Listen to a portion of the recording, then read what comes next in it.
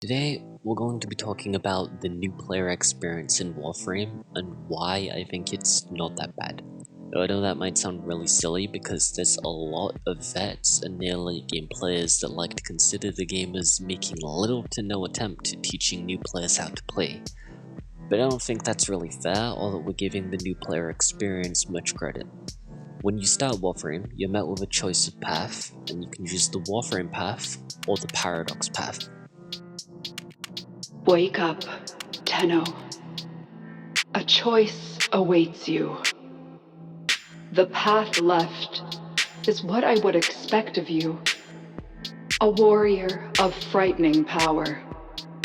A Warframe at your command. But the path right? A paradox. Here you are a prisoner of a twisted king, seemingly powerless. Decide now, but know that in time, both paths converge, and you will hear his voice that none have heard. Choose. If you select the Warframe path, you're going to start the Awakening quest, whereas the Paradox path will initiate the Deviri Paradox quest. Being that the Deviri Paradox can be attempted at any point in the game, you're not missing out if you select the Warframe path. However, I do recommend choosing the Paradox path. That's because it unlocks several helpful systems straight away. Don't really have to wait around for them. Moreover, the Awakening or Warframe path will activate literally the instant you finish the Deviri path, rendering the illusion of the choice pointless. That aside, during the Awakening, you're made to choose your Warframe from a small selection of 3: Excalibur, Mag, and Vault. When making said choice, you're able to view a selected frame's abilities and passives, and I think, not too sure on it, even some tips relating to said frame. In short, you're given a decent enough understanding of the frame you're viewing. What the game doesn't tell you is that said preview screen exists for every single Warframe. You can view the screen via your equipped frame via the pause menu. Just select abilities and you should see it. You can actually do this in the arsenal too. When you're hovering over a frame, you'll notice that you get some options. Equip, upgrade, abilities, appearance, something like that. In there's abilities. That's what you're looking for. Now, I'm gonna be really honest. If you think that's an L for the new player experience, I think you're being really unreasonable. A player is very likely to pause the game at some point, if not to lower the game's audio because it's absurdly loud, then they'll probably want to do it just to adjust settings like keybinds. At the very least, there's a good chance someone somewhere is hitting escape or whatever their pause option is, just to see if the game does in fact pause when they hit pause. Regardless, when they do that, they'll have the chance to read abilities and deduce its purpose. The same can be said for when a player opens the arsenal for the first time. In short, it's really not something that warrants being told to a new player, since they will figure it out themselves very quickly. Okay, but what about important stuff like crafting items and getting better gear? The game doesn't teach you that, right? Contrary to popular belief, that claim is very wrong. During the Awakening quest, shortly after freeing Darvo, you unlock the ship's foundry segment that leads you to working for a blueprint and inevitably using the foundry to craft the Ascaris Negator, effectively teaching you to get blueprints and use the foundry to craft via blueprints. Through dialogue, you can even infer that crafting typically has a cost, credits and/or resources. Typical Corpus. Sure, the blueprint is free, but jack up the components. Operator, we will need resources in order to build the countermeasure blueprint. Tenno, I just received a very explicit message from your ship, Sevlon. If you're looking for resources, why didn't you just say so? I know just the place, but I demand an apology. My mother is no gymnast, and she would never eat those things. In short, the game tries, albeit indirectly, to teach you, but it is not something that you're never told. Like, seriously, there's even a codex entry about it. The next concern players present is that new players are not told how to correctly mod or how the modding system works. I don't entirely agree or disagree. The game does not provide a significant amount of information, but nor should it. The idea of modding is to build around your own playstyle and what you want to achieve.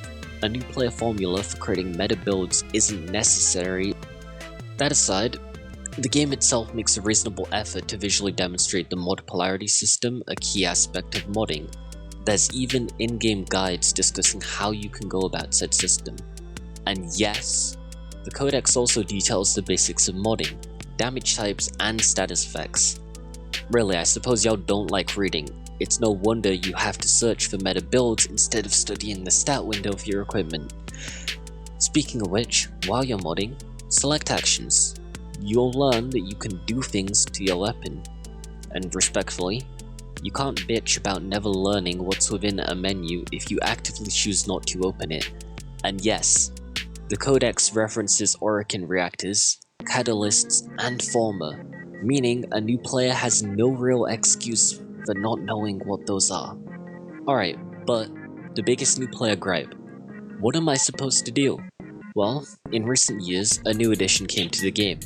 A new player guidance system specifically intended to advise you on what you ought to be doing at any moment in time. If you look in the top right, you'll notice some text suggesting your next action. That is that very system. If you don't know where to find and initiate a quest, which it's probably telling you to do, that's entirely your fault. The game did in fact show you when you first opened the codex and had a chance to explore it. There's literally a tab called quests. Alright, but how am I supposed to figure out that junctions were important? Well, when you hover over a junction, you're given info about it. You're provided challenges that no other node is providing, and you're told about the rewards you will receive, which no other node does.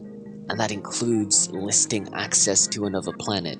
Unless you're deluded enough to believe the entire game is fighting level 1 to 3 enemies on Earth, there was more than enough information to deduce that progressing through planets was somewhat important. I suppose the next vaguely rational argument could be that new players have no idea where to get different blueprints and what enemies drop which items. Well, the truth is, you're supposed to unlock that information. Do you wanna know how I know? I read the fucking codex. It literally tells you. You can use the codex scanner to learn about an enemy, what they drop, where they appear, and what they're vulnerable and resistant to. Moreover, if you collect duplicates of a mod, you will amass information about said mod, such as where it can be attained and by which enemies. That information will be documented in your codex. What about Nightwave? It's hard to go 2 hours in Warframe without completing at least one single Nightwave challenge, after which Nora will immediately begin speaking. Any of y'all see the feeds light up? It's going down, kids. Get comfy, dreamers. One of our own believes they are the equal of our foe, and baby, they are acting like it. Hold up. Detecting glass resonance. It's close. Now sure, that's not enough information. There's a whole terminal on your ship that has a red light emitting from it. Like, surely someone at some point is going to go and open it, at which point what it is becomes quite self-explanatory. I'm sorry you didn't attempt the taxing task of hitting pause, noticing a fairly nondescript banner and clicking it. Because hey, that's another way you can find out what Nightwave is. It's almost like it sees Nightwave too. To summarize and recap, let's quickly recount everything. There's enough information for an intelligent person to deduce that clearing junctions and unlocking planets should be an important priority. Players are quickly introduced to the codex and the information it stores. The codex training tab features sections on basic actions, movements, melee, mods, crafting, damage, sentinels, clans, synthesis, and the index. There's even an additional page featuring information about several mission types new players might encounter, including some of the older and less common ones. The guidance system actively aids all players in figuring out what they could be doing. Each ship system is introduced one by one at the start of the game, preventing you from being overwhelmed too soon and giving you a chance to understand each ship system at your own pace. With my general thoughts on the new player experience concluded and reiterated, I'd also like to discuss what I believe the new player experience does wrong. To start, Nightwave is not introduced in the manner other ship systems are. Despite not being immediately available, that's a questionable choice because Nightwave is incredibly helpful for new players. While Nightwave serves as a form of linear progression, offering cosmetics, helpful items, and upgrades, it also provides new players with constant challenges.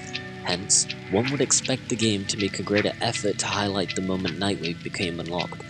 Though, in all fairness, it is not hard to discover or interact with Nightwave even by accident. My next issue is that while Warframe's codex makes an effort to inform you of Orokin catalysts, reactors, and Forma, it makes no effort to tell you how to get said things. But, to be fair, the codex entries were written prior to the existence of Nightwave. At the time of the entry's writing, such items were assumedly attained via sorties and alerts.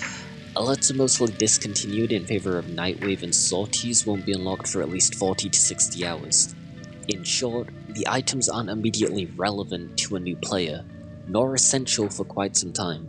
With that in mind, I think merely informing the player of what items are and what they do is more than enough. They can and will find out in time. Next, the codex section on damage. You're given an incredibly simple explanation of health, shields, and armor. I think that's okay. The casual player is unlikely to care about the specific mechanics of shields and armor types. However, I do take issue with the entry's explanation of elemental damage types. The codex describes each element in an oversimplified manner that does not accurately convey each element's purpose. For example, heat. Heat damage will burn and scorch foes. Well yeah, no shit. Tell me something I don't know. Jokes aside, the elemental combos were even less documented, having only their specific elemental combos listed, such as cold and toxin make viral, and heat and toxin make gas. While that sounds like something to justifiably cry about, I must sadly defend Warframe once more. In the modding screen, you can hover over elements in your stat list on the left. Doing so will reveal information about said element. Heat, for example, is described as highly effective against infested flesh, moderately effective against Grineer cloned flesh and infested. Heat status effect sets enemies on fire, causing them to panic, and temporarily reduces their armor up to 50% with multiple stacks. May I recommend fire? Not only do we learn how the damage type matches up against enemy resistances, but we're even told about the status effect we might proc and what to expect from it. We're provided the same information for basic damage types like slash, puncture, impact, and even the combination damage types like corrosive, viral, blast, magnetic, radiation, or gas. But damage types aside, you can use the hover feature to learn about any unfamiliar part of the stats screen. You don't need the wiki or YouTube to explain it. Okay, but does it do anything wrong? Yes. While the stats screen will tell you about critical multipliers, orange crits, and red crits, it makes no mention of Bane mods and how the 30% damage bonus they can offer is exponentially larger than what you would expect. That's because anti-faction mod bonuses are calculated last and trigger twice. Both for the initial hit with any damage type, and next for each tick of damage caused by any status effect, effectively double dipping. In short, the game presents new players with an important mod and makes no effort to properly explore what it does save for oversimplifying its function as applying a flat damage boost against a given faction. Though it would be disingenuous to pretend new players need such information. I think it's unfair to ignore the fact that the game never tells us how anti-faction mods double dip damaging. Alright, unless I'm going crazy, I think that's just about everything. I hope I've helped you reconsider your thoughts about Warframe's new player experience and perhaps encouraged you to better explore the game and its systems. As a side note, before anyone mentions that I did not bring up relic cracking, you don't unlock that system until you get close to Mars, and additionally the whole trading prime gear to get platinum isn't necessarily essential. Also, there's an in-game chat which they might be using if they're going to be trading anyway, so chances are they'll learn about it from there. There's also a good chance they've got into a clan by then, which might have also told them about it, so the game also just doesn't necessarily need to be doing that. Plus, before they've actually got into the whole trading thing, they won't unlock Mars, meaning they've not gone to Maria's Bazaar, and just additionally, they haven't unlocked relics, meaning they're not trading prime loot to get platinum, which means they've still got their starter platinum. You can't trade with your starting platinum, so shut up, it's not essential. Goodbye.